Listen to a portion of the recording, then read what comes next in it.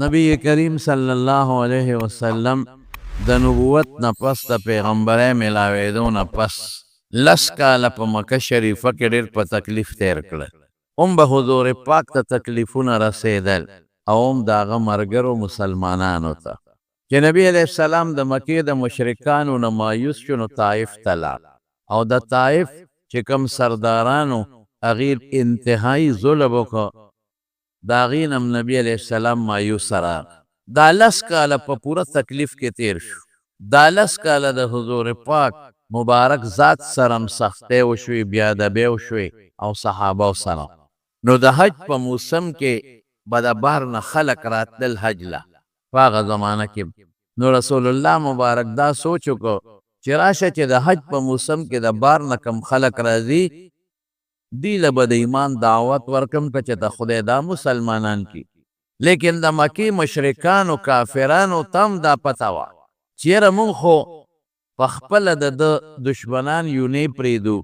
د طایف نه مایوسه راغی، هسې نه چې د حج په دوران کې د بار خلکو له دې دعوت ورکړي او چې د بار د یو کلي او د علاقې خلک د ده ملګري شي نو دا به مونږ ته مشکلات پیدا کړي. نو هغې به د حج په ورځو کې چې مکې ته څومره لارې د بار نه راتلې په هغې به کسان کېنولي او کسانو به وي چې تاسو حاجیان چې څومره راځي نو پوهوئ چې زمونږ په کلي کې یو سړی دی او ساحر دی، کاهن دی، جادوګر دی او زمونږ په کلي کې کور په کور روانه جوړه کړه د پلار او د زوی او د ښځې او د خاوند او د رونو او د خاندان په منځ کې غټې دشمنۍ جوړې کړې. د دې سړي نه ځان ساتئ، د ده خبره واونرئ. دومره جادوګر دی که د ده خبره هم واورېده او ستاسو غوږ ته د ده خبره راورسېده نو دا جادو په تاسو هم کې مچلی. په کور کې به درله روانې جوړې کړي، دشمنۍ به درله جوړې کړي. نو د بهر حاجیانو ته به د مکې خلکو دا لچکرې کولې. دې ته خبره ورسېده چې د بار نه به کم خلک حج ته راتلل او دا خبرې به یې د مشرکانو د مکې واورېدې نو په غوږونو کې به یې کپړې او مالوچ ورکړل چې یاره واقعي داسې جادوګر دی، هسې نه چې هوا د ده خبرې زمونږ غوږ ته راورسوي او په مونږ جادو چته ونه کړي او زمونږ په کور کې واقعي دشمنۍ جوړې نه کړي. نو چې نبی علیه السلام به چاته هم وی زه راته یو 2 خبرې کوم میینه ستا خبرې راوړم. په میینه کې جمر عقبه ورته وایي، نن سبا زمونږ پښتانه ورته غټ شیطان وایي. د هغې سره خوا کې یو غونډۍ او عقبه په عربۍ کې غونډۍ ته وایي. اوس هغه غونډۍ نشته، هغه حکومت هواره کړې ده، میدان یې کولو کړی ده. د هغې غونډۍ شاته د مدینې منورې یو 6 کسانو رسول الله مبارک په دنمټه ونیول، وی یو سوال جواب د سره کوم، یو څو خبرې د سره کوم. خو د دې غونډۍ نه شاته هغې وی ډېره ښه چې د غونډۍ نه یې شاته کړل. ولې چې د مکې خلک ونه ویني، که د مکې خلک خبر شو نو جنجال جوړېږي. سختې ورځې وې. دا 11 هجري وه او د ذوالحجې میاشت وه.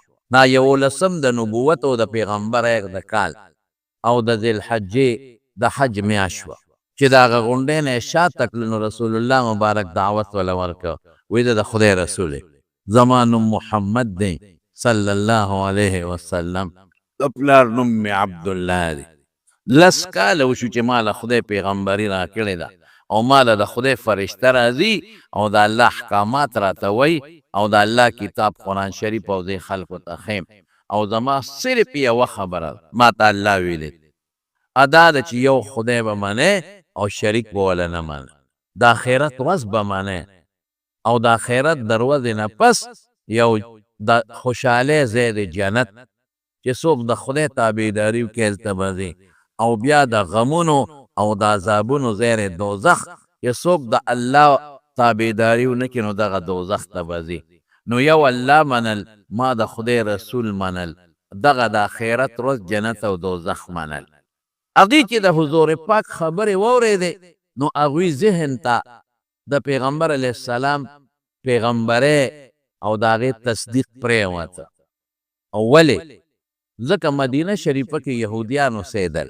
هغې یهودیانو دا خبره خوره کړې وه چې د آخر زمانې پیغمبر به راځي او داسې خبرې کوي، داسې به کوي، داسې به کوي، داسې به کوي، تر دې حده پورې چې د آخر زمانې د پیغمبر شکل او داغه صفتونه هم هغې بیان کړي خو هغې به د دې مدینې خلکو ته وی چې دا به په مونږ کې راځي، دا به یهودیانو کې راځي، دا به د یهودیانو څو غټ مولا وی.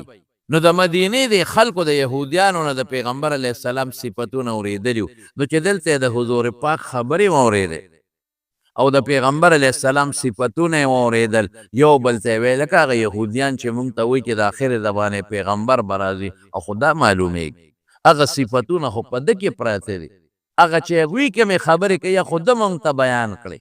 دغه شپږو د مدینې خلکو یو بل سره سلا وکړه، وی داسې کار دی چې دا سړی رښتونی دی او واقعي الله یو دی، د اسمانونه خدای پیدا کړي دي، دا ځمکه او دا ټول کائنات الله پیدا کړي دي، مخلوق داسې نشي کولی. نو د خدای نه ما سوا مخلوق د الله سره ولې شریک کو او دی د خدای پیغمبر دی، رښتونی دی، ښکلې خبرې کوي. هغه شپږ واړه خدای پاک مسلمانان کړل.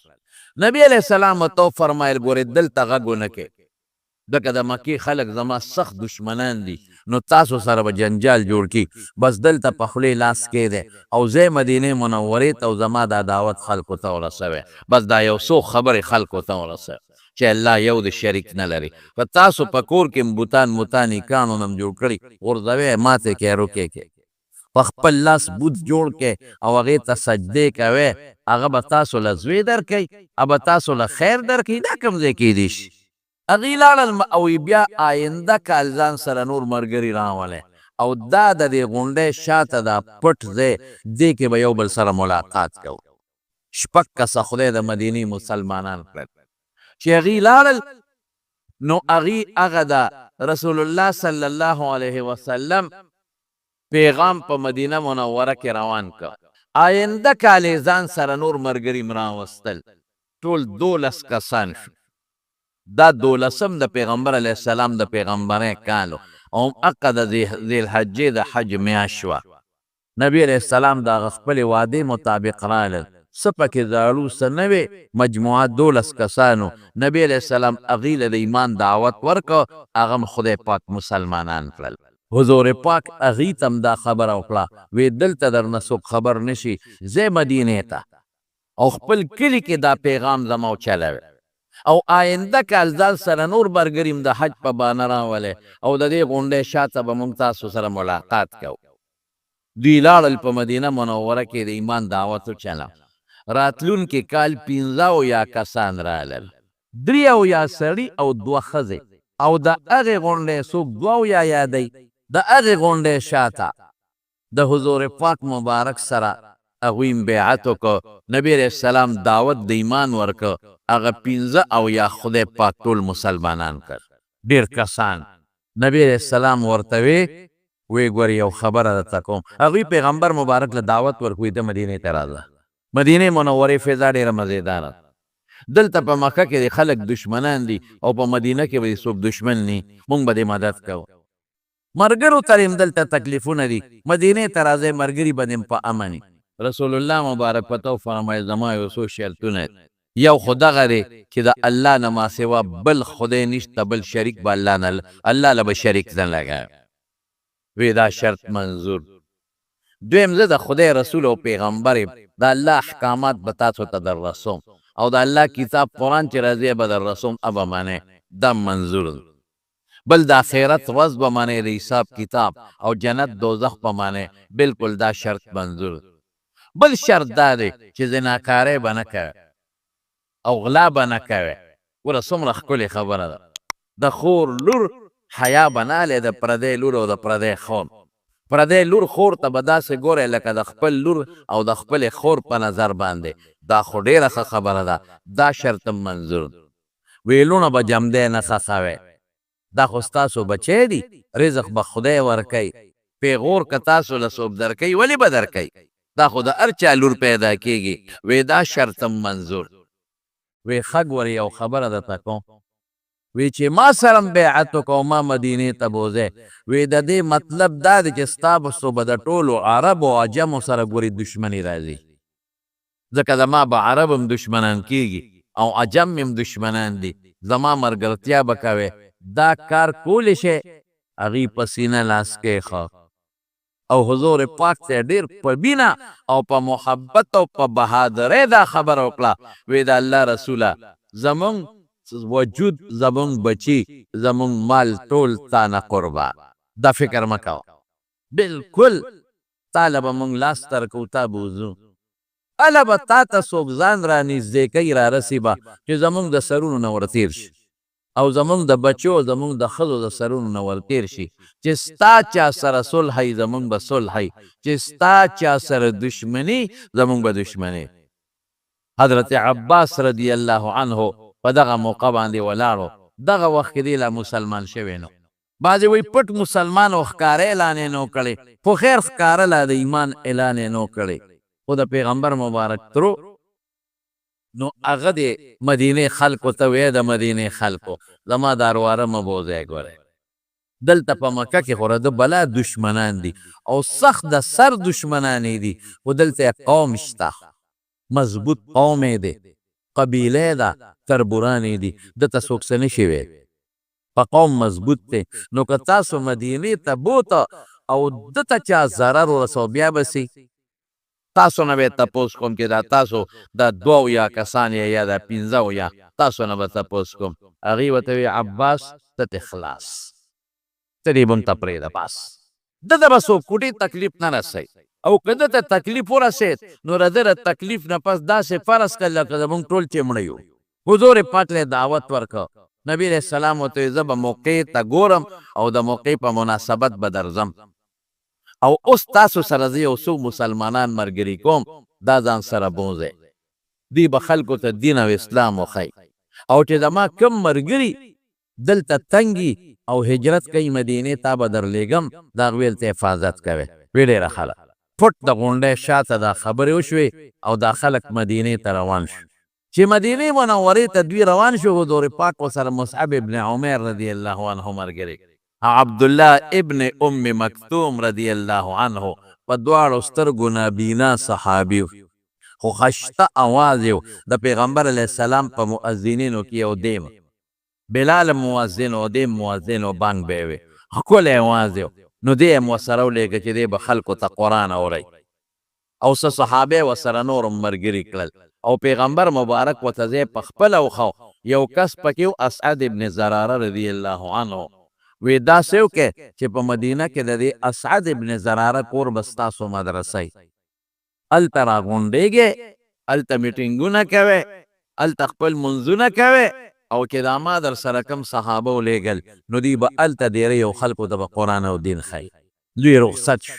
چې رخصت شو دا خو ګڼو نو د مکې مشرکانو ته وویلې شو هغې خبر شو اوهو دا څه شو دا خو دوه شپږ اویا کسه د مدینې مسلمانان شو څه پروس کال او څه بل کال نور مسلمانان شوي دا څه مصیبت شو دا خو بس مسلمانان مدینې ته ځي د مدینې خلک به ملګري شي په موږ به حمله کوي نو مشرکانو وی ابوجهل او د هغې ملګرو وی شا به د مدینې دا خلک راونیسئ هله ورپسې خواره شئ چې تاسو خو موږ سره دشمني کوئ چې زموږ دشمن بوځئ او امن ورکوئ او د هغه مدد کوئ خو دا موږ سره دشمني ده د خدای شانو ټول ته ووتل مدینې ته یو کس و پکې سعد ابن عباده رضی الله عنه دا د خزرج قبیلې سردار و هغې پکې ونیو او مکې ته یې راوست وی ښه تاسو په دې باندې راوړو ملګري شي او دې بوځیره د مدد به کوئ موږ سره به دشمني کوئ چا ورته ووایي چې ګورئ د مدینې خلکو سره چیړ مه کوئ که دا سعد ابن عباده مدینې والا تاسو مړ کو نو تاسو چې شام ته تجارت له دی لارم د مدینې په خوا کې ده نو ستاسو لار به بنده شي دشمني به هم جوړه شي نو غله به دوی له د شام نه راتله نو بیا به څه خورئ مکه کې خو فصل نه کېږي نو بیا سعد ابن عباده رضی الله عنه پرېښوده املر مدینې حضور پاک صحابو ته وی چې کم خلک هجرت کوي مدینې ته نو ځئ د دې ځای نه یو کسان دوه کسان چې کوم مسلمانانو هغوی به د شپې او د غرمې خلک وتي د غرمې هغوی به مدینې منورې ته تلل یو دوه زنانه نارینه ماشومان لوی واړه روان شو لاړل مدینې حبشې ته خو لږو خلکو هجرت کړی مدینې منورې ته پیغمبر مبارک عام اعلان څوک پټ تلل او څوک ښکاره حضرت عمر فاروق رضی الله عنه حضور پاک ته راغی زما څه سره وي تم ځه پټ وځه د غرمې خلکو دی یا ماسخوتن د شپې وځه وی د الله رسوله بس ما پرېږده راغی او د بیت الله طواف یې حضرت عمر او تورې غاړې ته اچولی او چې طواف یې وکړه نو تورې یې داسې وړکوله ای د مکې خلکو زه مدینې ته روان یم که د چا لاس کې زوري را میدان ته دي شي نو په ګرمه تیږه څوک خپه نېږدي چا کشم ونه که بهادر انسان د مکې خلک پوه شو چې مسلمانان خو ورو مدینې ته ځي نن دې که سبا دې حضور پاک هم ځي او که دې لاړ نو ژبه یې پسته خوږه ده نو د مدینې خلک به ځان سره ملګري کړي نو سبا به په مونږ بیا حملې کوي دشمني به جوړه شي څه به کوو نو دارالندوه د دوی د مشورې ځای هغې کې چې کوم غټ خلکو او سردارانو د مکې اټول راجمع شو میټینګ یې شروع چې د حضور پاک سره څوک مسلمانان خو ټول ووتل لږ لږ پاتې چې دا میټینګ شروع شو دې کې شیطان راغی او د یو شیخ نجدي په شکل پکې دیم شریک شي نجد د مکې نه تر د عراقه پورې دا بلایي علاقه ده نو د یو قوم د مشر په شکل شیطان لکه د پیریانو په شان د انسان په شکل جوړېدی شي د یو سپینګیري بوډا په شکل ته څوک زه د نجد د پلانکې علاقې د پلانکې قوم مشر یم ستاسو ملګرتیا له راغلې هغې وی ډېره ښه مشورې شروع شو یو کس پاسېد وي داسې به وکړو چې دا سړی به نظربند به یې کو په کوټه کې به یې واچو نه به بر تښتېدی شي او نه به چاته د خپل ایمان خبرې کولی شي د خپل دین دا شیطان پاسېد او ابو جهل هم پاسېد وی دا ری ټیک نه که دې مونږ نظربند کو کوټه کې مو واچو نو مضبوط قوم یې دی که مو د ده ملګري دی او که نه دی خو قوم یې شته رانه به یې خلاص بل سړی پاسېد وی داسې به وکړو چې د وطن نه به یې وشړو مونږ به ترې خلاص ابو جهل وی دا ټیک نه ده دا دی که دې وویستم دغه مدینې ته ځي ژبه یې خوږه پسته ده نرمه د ځان سره به خلک ملګري کي او په مونږ به حملې کوي مونږ سره به دشمنی کوي ابو جهل پاسېد وی داسې به وکړو چې بس په لنډه د مړ به دا شیطان پاسېد وی دا زبردست تجویز دی دا ټیک ته وایي مړې کې بس خلاص به شی دی خو دا شیطان ورته وایي د انسان شکل کې وی که تاسو دې به وجنې څوک ځکه د ده خو مضبوط قوم دی که چا مړ که نو قوم به یې د هغه نه بدل وي نو وی څه وکړو وی زه راته چل ښی وی داسې وکړې چې د شپې بېګاله شپه را دی به په کور کې په کټ کې ودي او د هر قوم نه مشران راغونډ شي د ټولو قومونو او په شریکه پې حمله وکړي او مړی کړي نو قوم به یې د چا چا نه بدلل نو قوم به سبا مجبور شي چې بدل خو نشو اخیستی نو زه خون بها دیت رانه راکړې نو ټول په شریکه ول یو څه لوخان به برابر کړې ور به کړې مسله به خلاصه شي بس په دې فیصله وشو دلته دا میټینګ وشو د مکې د مشرکانو هلته حضرت جبریل علیه السلام راغی او حضور پاک ته ټوله خبره د اول نه اخره پورې خبر او د دې نه مخکې نبي علیه السلام مبارک حضرت ابوبکر صدیق والا راغی وی د الله رسوله ټول خلق ولاړل مدینې ته نو ما ته م اجازت وکړه چې زه م لاړ شم د هغه دا خیال و چې ګنې د مدینې دا هجرت به هم د حبشې په شانتي حضور پاک به نه ځي او صحابه به ځي نبي علیه السلام ورته ته انتظار و بس ابوبکر پیش شو وی د الله رسوله ستا څه خیال دی ته م ځې څه وی او زم د الله د حکم په انتظار یې زه به هم ځم وی ما به ځان سره بوځې وی بلکل به تا بوځم نو حضرت ابوبکر لاړ او 2 اوښانې واغېستې د هجرت د سفر دپاره یو د ځان دپاره یو د حضور پاک دپاره او په هغې باندې به یې د کیکر دا پاڼې خوړی او ګیا چې ښه سربي شي ځکه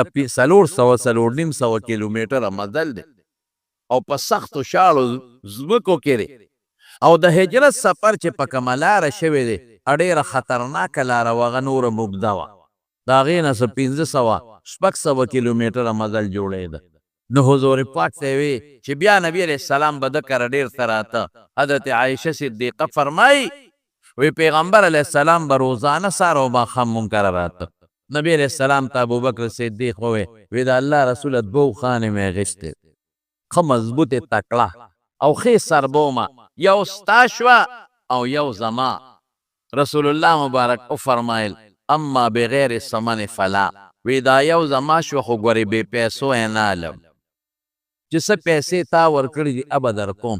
دا ولې حضور پاک پیسې ورکړې دي اوښې چې د هجرت ډېر قیمتي سفر دی او ډېر د ثواب سفر دی، نو چې زه دا په خپله سورلی وکړم چې ثواب پوره پوره خدای پاک ماله راکړي.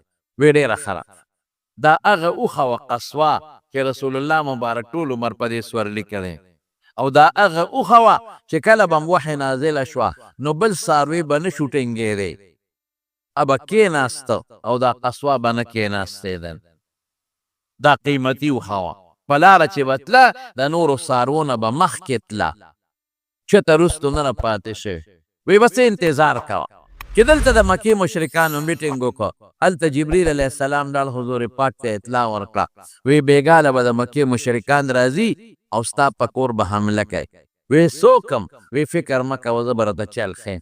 د شپې ټول د مکې مشرکان د هر قوم کسان راغله او د رسول الله مبارک د کور نه ګیر چاپېره تو شو او ټولې لارې چې په کومه لاره سړي ځي یا په دیواله وړي ټولې لارې ونیول. جبریل علیه السلام راغی حضور پاک ته وی راپاسه او د ځان په دی حضرت علی سملاو. نبی علیه السلام مبارک سره د دغې پورې د خلکو امانتونه پراتو. ګوره کافران هم په اعتمادو، نو امانتونه به حضور پاک سره کېښودل. په ده خو څوک راتلی نه شو د مضبوط قوم خاوندو. نو علي صاحب ته ما سره د دې خلکو امانتونه دي، دا تاله در کوم نو سار به دا امانتونه خلکو ته واپس کوي او موږ پسې مدینې شریفې ته راځه، خو چاته غږ مه کوه چې کم خوا لاړه. نو په خپل بستر حضرت علی رضی الله عنه سملاو. ګوره علي څونه بهادر انسان دی. دیو نه وي چې د خدای رسوله ته ما په خپل بستر سملی، دا ستا بستر خو د وینو بستر دی، دوی به راځي حمله به کوي نو په ما حمله ونه کي. نه، خدای پاک په هغه کې یو بهادري پیدا کړی. رسول الله مبارک سره ماشوم لوی شوی او بهادر انسان وی ډېره ښه ده. حضور پاک راپاڅېد او چې څنګه راپاڅېده او په لاره روه نو جبریل علیه السلام ورته وی شګې راواله او په دې لاره یې ونوله. دا شګې به خدای د دې مشرکانو کافرانو سترګو ته ورسوي. د هغې به سترګو کې شګې پرېوځي، سترګې به مږي او ته نیغ د فکر مه کوه ته به ورته نه ښکاري. شګې راواغېشتې او هغې ونوستې شاهت الوجوه، شاهت الوجوه دی ولوستل او شګې ونوستې. خدای پاک هغه شګې د مشرکانو کافرانو سترګو ته ورسول. هغې سترګې مږلې لکه شګې پرېوځي او سترګو نه یې اوښکې بهېدې او نبي علیه السلام مبارک فرمایي زه پکې نیغ رالم زیړ ونه لیدمه. الله پاک یې مدد وکړو. لار د حضرت ابوبکر کور ته وی زه چې ځو ځان سره خپل خاص دوست او ملګری ابوبکر صدیق روان. بیبي اسما وی زما یو درستخان یو سامان راواغېشت، هغه مې وله په یو ټوکړه کې وتړه د سفر چې په لاره به یې دا پکارېږي، او زما یو کمربندو امې په میان وشلو نو په هغه نیمه مې وله هغه توشدان چې کومه کې توخه وړي کم رومال کې بوجګۍ کې امې وتړله او نیم مې وله پکې کېښود چې دا به ستاسو درستخاني په لاره یې ځان ته اچوئ خوراک پې کوئ. دوی روان شول. کم خوا لاړل؟ غار ثور ته. نیغ مدینې ته روان نه شو. که نیغ مدینې ته ځو خو د مکې دا مشرکان په لاره راځي او په لاره م رانیسي. نیغ لاړل غار ثور ته. ګوره خپل اسباب برونه استعمالوئ، الله به د حفاظت کوي. خو الله انسان له عقل ورکړی دی او دماغ یې ورکړي دي او سترګې او لاسونه یې ورکړي دي، نو ته به د خپلو اسبابو نه کار اخلې، باقي به د حفاظت الله کوي. لاړل غار ثور ته. غار ثور ډېر اوچت دی، تقریبا د ځمکې نه د غار د سره پورې په کم 2 کیلومیټره مزل دی، په کم 2 کیلومیټره او سخت مزل. غار حرا د دې نه لږ دی، هغه کیلومیټر مزل دی، لیکن غار حرا نیغ دی، هغې کې پوړۍ دي، خلکو جوړې کړي دي. سرکاري پوړۍ نشته او نه ده خښتو شته، دا تیږې خلکو تراشلې دي او څه پوړۍ موړۍ جوړې کړي دي بعضې ځایونو کې. او غار ثور دا پروت غر دی، یو ځای ته به ورسې بیا به راتاویږي. اوږد غر دی، اوږد، او کوزېدل هم پکې ګرانې ټولې شګې دي چې را کوزېږي د ښویېدو یری. د الله په مشوره دواړه لاړل غار ثور ته وختل او هلته یو غار و، په هغه غار کې ننوتل. غار کې دواړه ننوتل، بلکې بعض روایاتو کې داسې راځي چې غار ته ورنږدې شو نو حضرت ابوبکر صدیق رسول الله صلی الله علیه وسلم په شا کړ. امام بیهقي په دلایل النبوه کې لیکلي او د غاره پورې په شا یوړه او دغه ځای پورې کې د حضور پاک د خپو کمې نښې وې هغې ورته روانې کړې. وی ولې؟ وی د مکې مشرکان به راځي او هغوی سره هغه خلک دي چې هغوی د خپې د قدم نه معلومات کوي، نو هسې نه ستا د قدم پس په وجه موږ پسې دې غار ته راونه رس. نو غار ته یې دننه شو. نو بیهقي هم لیکلي دی او نورو کتابونو هم لیکلي دی چې د غار په خوله کې خدای پاک یو اوله زرغونه کړه. وانزل جلودا لم تروها، قرآن شریف کې الله فرمایي خدای پاک خپل مدد د لښکرو په شکل نازل کو او تاسو نه لیده. اونه چې څوک کري هغه نیني، اونې ته چې څوک اوبه اچوي هغه نیني. اونه خدای غټه کړه او یو کمتره راله او په هغې کې ځان له فوري جاله جوړه کړه او بیا په هغه جاله کې کېناسته. مولانا ادریس کاندهلوي رحمت الله علیه هم بعضې خبرې لیکلې دي او خصائص کبرا کې جلال الدین سیوطي رحمت الله علیه دا واقع داسې لیکلی او امام بیهقي په دلایل النبوه کې هم لیکلی او څه بعیده خبره نه ده د حضور پاک معجزه شوه. غار ته ننوتل. حضرت ابوبکر صدیق رضی الله تعالی عنه ډډه وواله او رسول الله مبارک د هغه سینې ته خپل سر تکیه مبارک. حضرت عبدالرحمن د ابوبکر صدیق رضی الله عنه زوی ابه د شپې ته او په دې غار کې یا د غار په خوله کې به دوی سره شپه کوله او د مکې د مشرکانو ټول حالت به بیان کو. بلکې بخاري کې راځي علامه عیني او ټولو د دې تفصیل لیکلی دی چې دروازې به دې مکمل په مکه کې ګرځېده د عبدالرحمن او معلومات به یې غوښتل چې د دوی څه سوچ چې د پیغمبر علیه السلام متعلق. دوی خو په لارو کوڅو کې اسونه وځغلو، د مدینې په ټولو لارو کې اسونه وځغلو. دوی خو مدینې ته لا رسول الله مبارک دلته 3 شپې تېرې کړې چې دوی به ما پسې په لارو کوڅو کې رازغلي، نو راشئ او 3 شپې دلته تېرې کا، بس د دوی به یقین راشي چې اوس خو به دې مدینې ته رسېدلي، نو چې دوی غلي شي نو موږ به وځو. نو د ابوبکر صدیق رضی الله عنه زوی عبدالرحمن ابه مدینه کې ګرځېده او معلومات به یې غوښتل، نو شپې له به ته حضور پاک او ابوبکر صدیق له او دروازې چې به یې څه اورېدلي ابه یې ورته بیان کړل او سار په تیاره کې به راووته. مکه کې به داسې وخت را رسېده چې تیاره به و چې څوک پې پوه نه شي چې دی کم پاتلی. او د حضرت ابوبکر صدیق رضی الله عنه یو غلام یو خادم به ورته ووایو عامر ابن فهیره، هغه به اوښې او ګډې چیلې سرولې د نورو شپونکیانو سره. نو چې کله به د ګډو چیلو د اوښانو د واپسي ټیم شو مازدیګر کې کور ته شپانه دا څاروي واپس کوي، نو ده به څاروي داسې وشړلو لکه دلته زه څاروي مړوم ګیا، ځان به یې غلې غوندې پټ کړ، نو څاروي به یې بره غارې ثور ته وخې جوړ، نو د څاروو نه به یې پی واغېشتل، نو په نبي علیه السلام او په حضرت ابوبکر صدیق به یې څکل. د مکې مشرکان لګیا دي، هغوی خو په لارو کې هم ګرځي ورپس او په دې طرفونو هم ورپسې ګرځي، نو غارې ثور ته رالل ورپس او هغه خلک یې هم ځان سره راوستل چا چې د خپو د قدم نه معلومات کول، هغوی په دې لاره تلل. غارې ثور ته راورسېدل. حضرت ابوبکر صدیق رضی الله تعالی عنه حضور پاک ته وی د الله رسول مشرکان خو هغه دی راغلی، مونږ ته یې خپې ښکاري، که لږ یې سر ښکته که نو مونږ به وویني. او یو کس بره د غر په سر کېناست، متیازې کولې، هغه متیازې نیغې د دې غار په خوله باندې راوبهېدلې. رسول الله مبارک حضرت ابوبکر صدیق ته څه وایي، ابوبکر وایي که دوی مونږ لیدلې نو دوی به زمونږ د غار د سر د پاسه متیازې کولې. هغه یو هغه د کېناست او مونږ طرف ته یې مخ کړی او متیازې کوي، نو که مونږ ورته ښکارېدې نو مونږ ته به یې متیازې کولې. او بیا ورته څه وایي، اذ قال لصاحبه لا تحزن ان الله معنا. رسول الله متعلق قرآن شریف کې الله پاک فرمایي چې تاسو خو د خپل وطن نه وویسته الا تنصروه، که تاسو د سره مدد ونه کړئ ای د مکې خلکو، فقد نصره الله، الله ورسره مدد وکړو. اذ اخرجه الذین کفروا ثانی اثنین، کافرانو وویسته، 2 کسه یو حضور پاک یو بل ملګری. اذ قال لصاحبه لا تحزن ان الله معنا. نو خپل ملګري ته وی چې لا تحزن، پریشانه کېږه ما، الله زمونږ مد سره دی. نو چې الله مونږ سره دی نو غم د څه دی؟ یا ابا بکر ما ظنک باثنین الله ثالثهما. ابو بکر د هغې دوو کسو متعلق د څه خیال دی چې دریم ورسره الله دی؟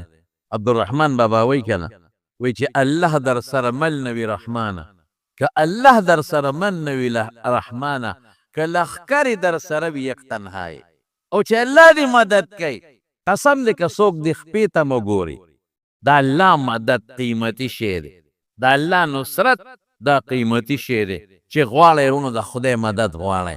وی یا الله په هر موقره سره مدد و، یا الله د مدد د فرشتو په ذریعه هم کوي، د انسان په ذریعه هم کوي، د باد او د باران په ذریعه باندې هم کوي.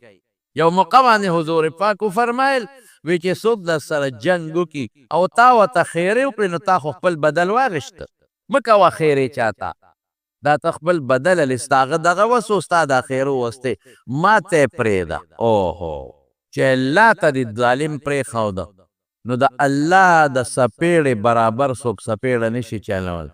موږ په دې دنیا کې د دنیا ظالمان هم ولیدل، کبرجن خلک هم ولیدل، ظالمان خلک هم ولیدل، د لښکرو خلک هم ولیدل، مضبوطو ټوپکو والا او قومونو والا خلک هم ولیدل. قسم په خدای ریس مریس لاړل د دې دنیا. دعا والا هم څوک نشته چې څوک ورته دعا وکړي. ښکلې ژوندونه تېر کړي، همیشه ښکلې ژوند تېر کړي، او د الله نه دا مدد غواړئ چې خدای ته را سره مدد وکړي. اذ قال لصاحبه، الله لصاحب الغار نه وایي چې د غار ملګري ته، د غار نه دی لصاحبه، خپل ملګري ته وایي لا تحزن. او حزن څه ته وایي؟ دا به نه وایي چې حضرت ابوبکر یریدونکی و، نه، حزن د بل د وجې نه چې چاته ټینشن ولګي هغې ته وایي، چې څوک په خپله یریږي هغې ته خوف وایي، هغې ته روع وایي په عربی. او چې د بل د وجې نه یو سړی په پلار یریږي، په استاز یریږي، په ښځه بچو یریږي، دې ته حزن وایي. نو لا تحزن څه؟ ای ابوبکره په ما مه یریږه. پته ولګېده چې د ابوبکر سره د ځان غم نو، د حضور پاک غم. او روایت کې هم دغسې راځي چې په لاره تل نو کله به ترې مخکې شو ابوبکر، کله وروستو، کله ښي طرف ته او کله بل طرف ته. ابوبکر دا ولې چار پیچلې کې مخکې وروستو؟ وی د الله رسوله مخکې ځکه چې د مخکې ناستې نه څوک یو په تا حمله ونه کړي، وروسته ځکه کېږم چې هسې نه شا نه څوک حمله ونه کړي، ښي او ګس ته ځکه کېږم هسې نه په دې لارو کې څوک ناست دی او د ښي یا د ګس طرف نه په تاسو غذار ونه کړي. 3 شپې 3 ورځې په دې غار کې تېرې کړې. کافرانو چې وکتل واپس رالل. یو کافر بل ته وایي دې غار کیني، الله ورته وایي وایي د غار په خوله کې چې کومه اونه ده خو ستا د نیا نه مشره ده، نو چې په دې ورننوتېدل دا اونه نه ماتېده، او دا د کم جولاګي جاله ده، پکې جولاګي پکې جاله لا بیا لا چولې وه، دا نه خرابېده، او د کمترې دا جاله نه ختمېده. الله مدد دی واپس رالل. 3 ورځې پس حضور پاک عامر ابن فهیره ته د ابوبکر زوی ته عبدالرحمن ته وویې چې اوښې راولئ، او یو کس سره یې خپیسه خبره کړې وه د لارې ملګري سره، عبدالله ابن اریقط. عبدالله ابن اریقط مشرک و کافر لار ورته معلومه وه. قافلې چې به کله هم د یو ځای نه بل ځای ته تلې نو یو دلیل به ورسره و، رهنما، بغیر د یو رهنما نه مرشد ورته وه، د هغه نه بغیر به نه شي تللی. هغه ته به لاره معلومه وه، هغه له به یې کرۍ ورکړه، هغه له به یې څاروي هم ورکړه، کرۍ هم، خوراک خوردنوش، چې ته مونږ ته لاره ښایه په کومه به ځو. دا د هغې قانون و. مونږ چې کله مصر ته لاړو او مونږ کوهي طور ته ختو نو مونږ په بیه ځان له دلیل ونیو، بغیر د هغه نه خو لار چاته نه ده معلومه چې بره تور ته خېږي هغه ځای ته مونږ ته څه پته وه. د غر کې خو بلا لارې، هغه له باقاعده پیسې ورکړې، سرکار راله ونیوه، سرکار چې دی به تاسو رسئ، هغه به مونږ ورسولو او بیا واپس راوستو، لارې راته وښول. نو عبدالله ابن اریقط هغه دلیل و لارې ورته معلومې وې. نو حضور پاک ورسره خبره کړې وه چې ته به مونږ مدینې ته بوځې، خو په داسې لار به بوځې چې عام خلک پرې نه ځي. وی ټیک ده، کله به ځو؟ وی مونږ به راته ټیم ښایو، بس ته ځان تیار ساته. نو هغه پسې عامر ابن فهیره ولېږو. نو 3 ورځې پس هغه دواړه اوښې راوستې غارې ثور ته. نو د 4 کسو قافله روانه شوه. یو اوخه باندې حضرت ابوبکر صدیق سور شو او په بل رسول الله صلی الله علیه وسلم سور شو. یو وسره د لار خودون کې عبدالله ابن اریقط او یو د خدمت دپاره د ابوبکر دغه خادم عامر ابن فهیره څلور واړه روان شي. خو زما وروڼو چې تلل ناشنا منظر و. حضرت ابوبکر صدیق څه وی حضور پاک جړل خپل وطن پریږدي. انصارو چې کله رسول الله مبارک سره بیعت کوه هغوی ورته څه وی د الله رسوله چې ته موږ سره مدینې ته لاړ شي نو وی د مدینې یهودیان هلته اوسي او هم زموږ دشمنان شي نو هسې نه چې ستا قوم مسلمانان شي او ته موږ یوازې پرېږدې او بیا مکې ته راشي. د دواړو جهانو مبارک سردار وفرمیل ای د مدینې خلکو زه به جمدې او مړې دواړه ستاسو یم. د جمدې به ستاسو یم او زه مړم ستاسو یم. الله اکبر. او په یو موقع فرمایلی مو چې مکه فتح شوه نو بیا د انصارو سره سودا وه چې حضور پاک پاتې نشي. رسول الله مبارک وفرمایل ای انصارو لو سلکت الناس وادیا او شعبا وسلکت الانصار وادیا او شعبا لسلکت وادی الانصار او شعبها. وی ای انصارو که څوک په یوه لاره ځي او تاسو په بله ځای زه به نورو سره ځم تاسو سره به ځم. نو مکه کې نه پاتې کېږي. لولا هجرتو لکنت امرأ من الانصار که هجرت نه وی زه به تاسو کې پیدا. نو چې ځي د مکې نه نو صاحب ابوبکر وی جدا منظر دی. بار بار مکې ته ګوري حضور پاک او جاړي سترګې مبارکې د اوښکو نه ډکې دي. د دې نه مخکې لاړ چې چا سره د بیت الله چابیانې وي عثمان هغه پسې کور ته د شپې ورغی. عثمان یو خبره درته کوم او مشرک و کافر و. ممکن ده چې زه دا وطن پرېږدم او بار لاړ شم او بیا پته نه لګي چې دې مکې ته به راشم او فلم. یو داسې ټیم راله وګوره چې څوک پکې نه او بیت الله راته لږ کولاو کا چې ور دننه شم هېڅ پته نشته بیا به راشم کم. هغه لاړو چابیانې راوویستې حضور پاک ته یې داسې مخامخ وښولې وی دا د بیت الله چابیانې ما سه تا ته نه کولاو ځه خپل کار کوه. داسې ستغ جواب یې حضور پاک له ورکړ. رسول الله مبارک ورته فرمایي وی عثمانه یو وخت به راشي اشاره به درته کوم دا چابي به راوړئ اشاره به درته راوشي. ځه وی مکه کې دې ځای نشته او ته غټې دعوې کې پړی هغه دا غم پروت و چې بیت الله ته مو ور دننه نه شو.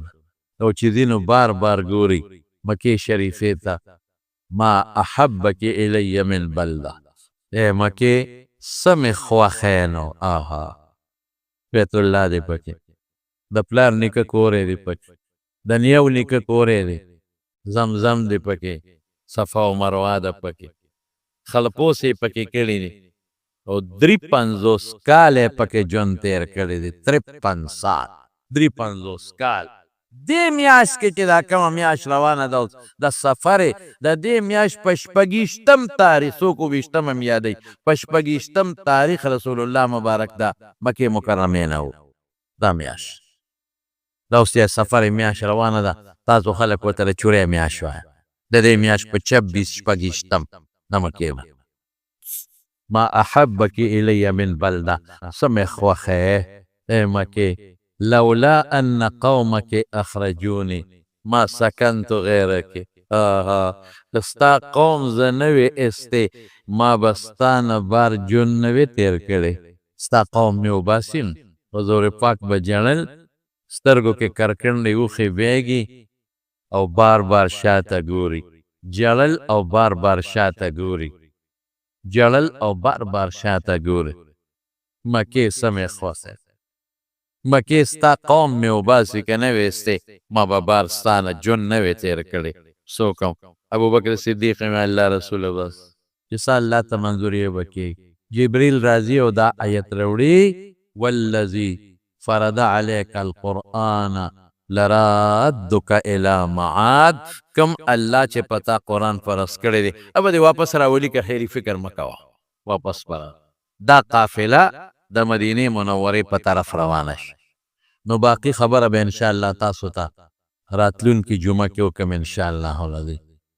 خو صرف دې کې څه بعضې حکمتونه دي اب هم راته راتلونکي جمعه کې ویم. دا د دې سفر میاشتې په 26 تاریخ حضور پاک اوته دی.